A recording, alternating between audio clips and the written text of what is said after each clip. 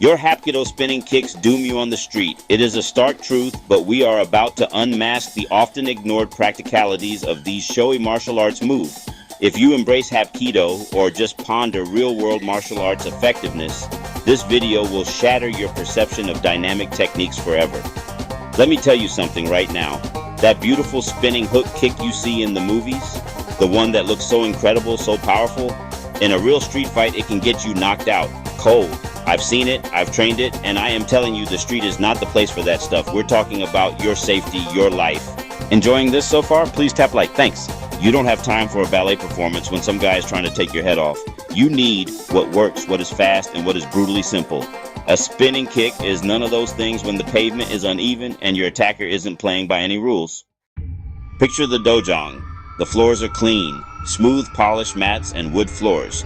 Your training partner stands at the perfect distance, waiting.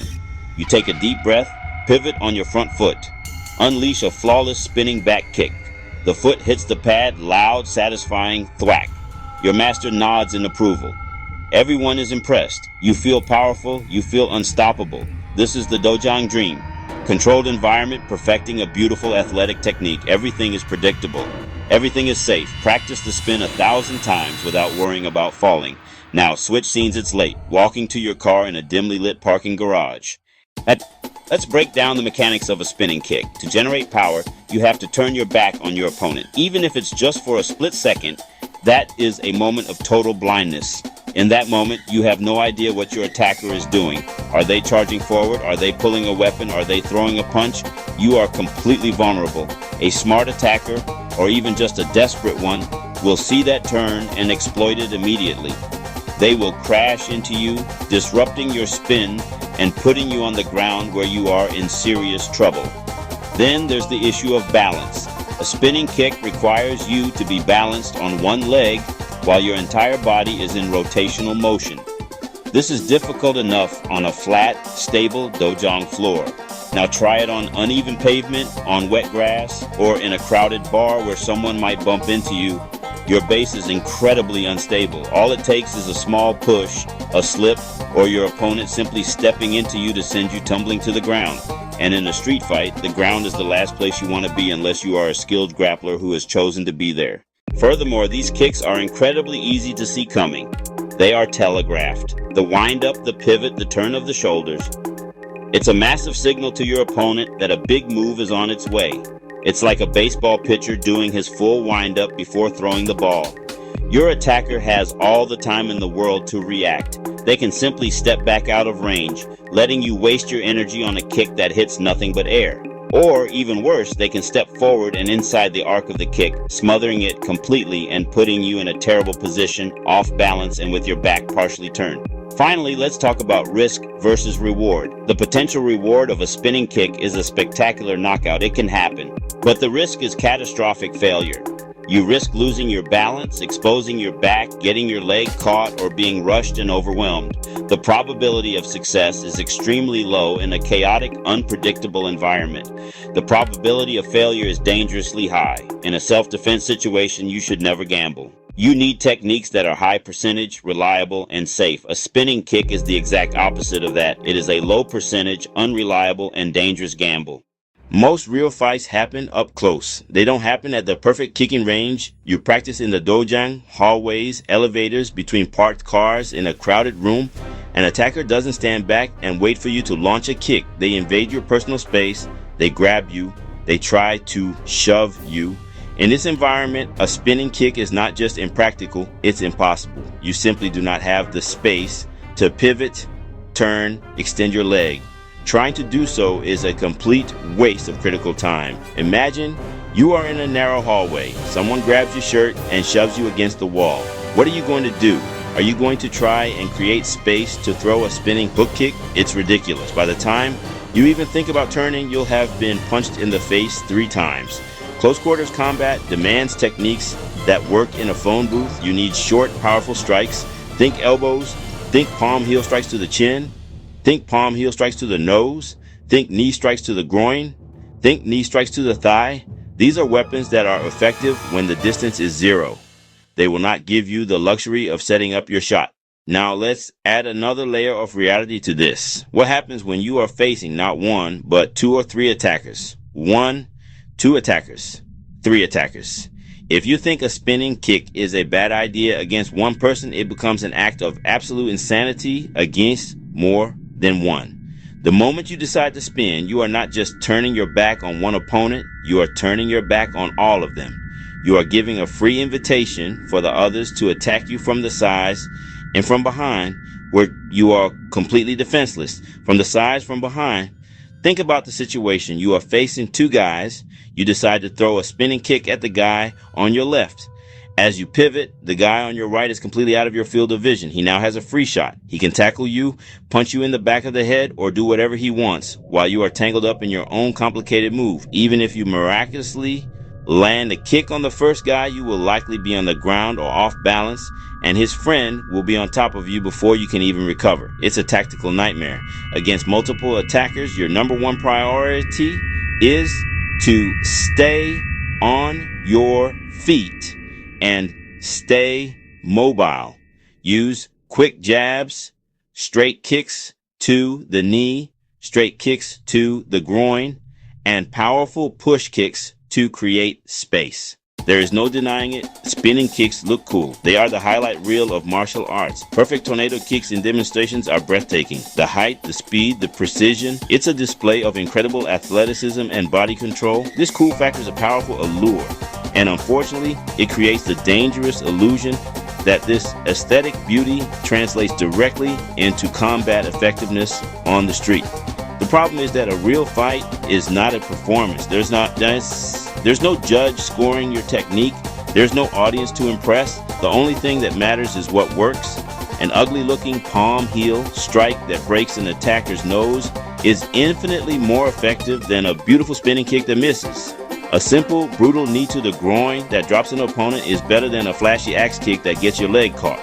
This focus on the cool factor can mislead training. Students spend hundreds of hours trying to perfect a move that has a very low probability of success in a real-world scenario. That is time that could have been spent on things that actually matter for self-defense. Practicing flinch responses, developing situational awareness, training simple and powerful strikes from awkward positions, learning how to stay on your feet when being pushed and shoved. So we have to ask ourselves, are we training for a demonstration or are we training for survival? The two are not the same. The cool factor is an illusion. True confidence comes from knowing you have simple, reliable tools that work under pressure. So if spinning kicks are out, what should you use? The answer is simple, and that's the point. You need simple techniques. You need tools that work under the extreme stress and adrenaline of a real attack. Your fine motor skills will disappear. You won't be able to perform complex movements. You need gross motor movements that are hardwired into your body. This means basic blocks, simple strikes, fundamental grappling concepts. These are the real tools that will save you. Let's start with strikes. Forget the fancy kicks. Your best weapons are your hands, elbows. A palm heel strike is one of the best tools you have. You can't break your knuckles, and you can generate incredible power with very little wind-up. Aim for the nose, the chin, or the throat. Bam! It's simple and devastating. Elbow strikes are even more powerful at close range. A horizontal elbow to the temple or jaw can end a fight instantly. Instead of spinning kicks, think about low, simple, powerful kicks. A kick to the shin is incredibly painful and distracting. Even better is a kick to the side of the knee. You don't need to kick hard to cause serious damage and disrupt their balance and mobility. Most fights end up in a clinch or on the ground.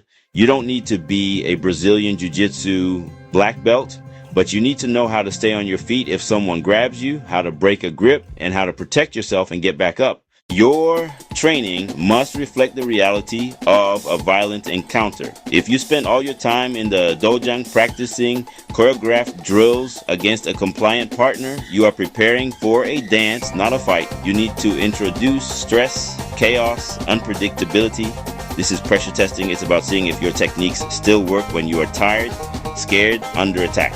One of the most important elements is training your awareness. Self-defense starts long before any punches are thrown.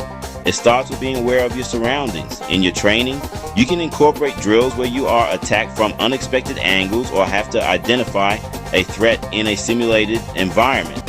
Awareness is your first line of defense, and it's more important than any physical technique. Your physical training needs to be realistic too. This means training with resistance. Your partner shouldn't just stand there and let you perform your move. They should be trying to stop you, pushing you, grabbing you, and trying to hit you. With proper safety gear, of course, you need to practice your techniques from bad positions, against a wall, on your knees, or while being choked. This is how you learn to function under duress. This is how you find out what really works and what falls apart under pressure.